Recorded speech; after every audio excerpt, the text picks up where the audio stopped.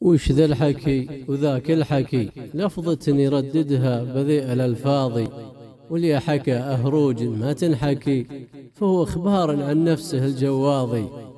قال رسول الله صلى الله عليه وعلى آله وسلم: الحياء من الإيمان، والإيمان في الجنة، والبذاء من الجفاء، والجفاء في النار.